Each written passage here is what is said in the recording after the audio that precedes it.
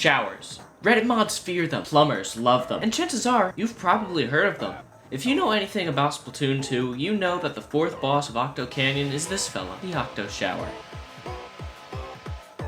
Curling, a famous Olympic sport similar to shuffleboard and bocce. Curling is also featured in Splatoon 2 as a unique bomb type for player use. Any sane person would use a long-range weapon, perhaps a charger, or maybe a splatling would do the trick. Is what a boring person would say. Today I took on the notorious flying boss with only curling bombs, and to spice it up, I removed one of the game's core mechanics, squid form.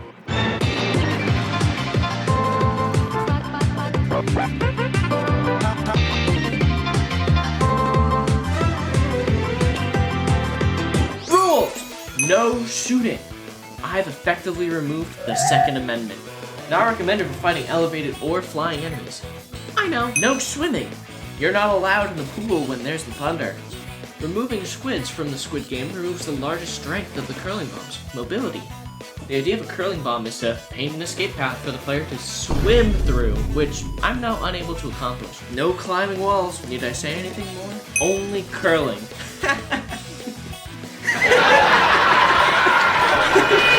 Now, time to kill my shower. So I horribly mangled any semblance of a functional controller and am now an Olympic gold medalist instead of a competent fighter in third-person shooter game. Alright, my first order of business is to get into the lab.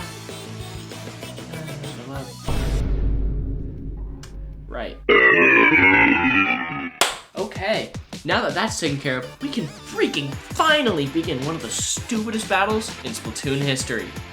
So how exactly does a guy destroy a sentient cleansing tool using only curling stone explosives and low? To put it simply, a lot of this boss revolves around getting to a higher ground, which I can't do because I can't climb walls. This cuts off my access to the rolinium and bounce pads, which are two very strong tools against the drippy danger. I found myself aimlessly wandering the tile floor for several minutes before I even knew where to start. The shower is a very intelligent beast. It moves seemingly at random, instead choosing to station itself in one location and attack from a distance. I can never get it to move where I want it, no matter the gambles I played and the predictions I set. It just sat there and spaced me out like I was a bear and it was a human with a rake and I made a last-ditch effort as a joke, thinking that this challenge would be over before it even started. I approached the shower, similarly to how a filthy child would do in real life, and was about to take a spray before running away as soon as the shower had turned on to avoid the hot, steamy cleansing.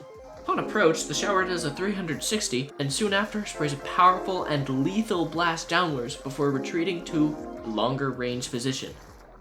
This right here was how I would manipulate the movement of the flying octopus showerhead. The Octo Shower is afraid of being close to anyone. The power of love really is what I needed all along. Some of the places the shower wanted to explore include the center of the stage, Paris, France, the local deli, and the spot next to the only way this challenge is beatable, next to the grind rails. And these rails are just barely close enough to lob a curling bomb onto the scrumptious frills of the hat on the sprayer, and maybe, if you're lucky enough, land a hit. The timing and randomness for this is more complicated than it seems. I needed to bake a bomb for a while to avoid it just sliding off and going too far. So I needed to time my jump with the baking cycle, which resets the grind rail after jumping, as well as aim on top of the moving, flying enemy with wacky and inconsistent bounce physics to hit several more smaller, wacky moving flying enemies. This was not going to be quick or easy, and I knew it. I slid some stones to hit its lid and beat the boss's tentacle, and triumphed over the first phase in record time.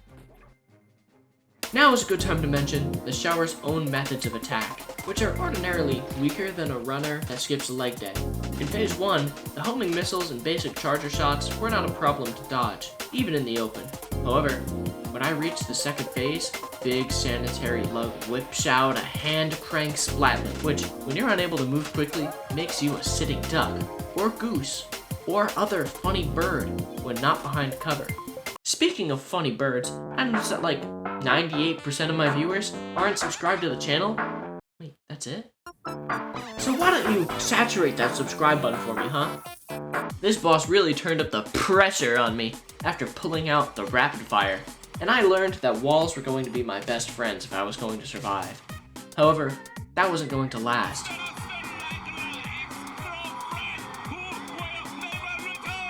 As about 15 more minutes pass and I survive phase 2, even walls were becoming dangerous, with the introduction of the Stingray. This shower was ready to pressure wash me into submission after whittling down the third phase, and after 54 minutes, I suffered my first death.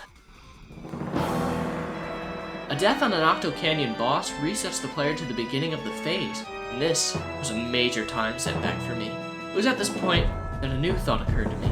If I only have 3 lives, and I run out, I'll need to go all the way through all of the phases all over again, and that might take me all of my sanity.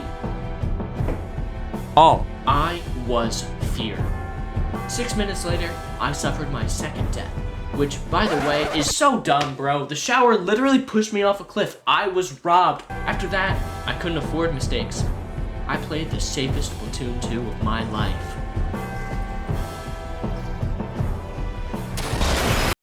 But after a total of 80 long and stressful minutes, the final curling bomb toppled the gargantuan grease remover to the bathroom floor, and I have successfully eliminated any chance of becoming clean.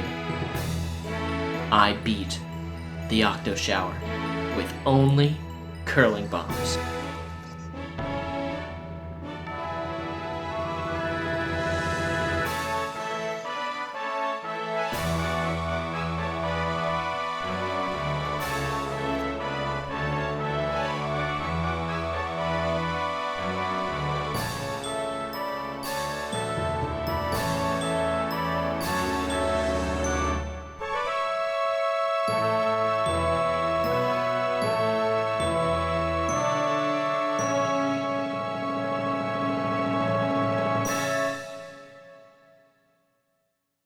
If you like this video, you should wash that like button and splat that subscribe. It's free and helps out the channel a lot. Anyways, after all that sweating gaming, I could really go for a nice hot shower.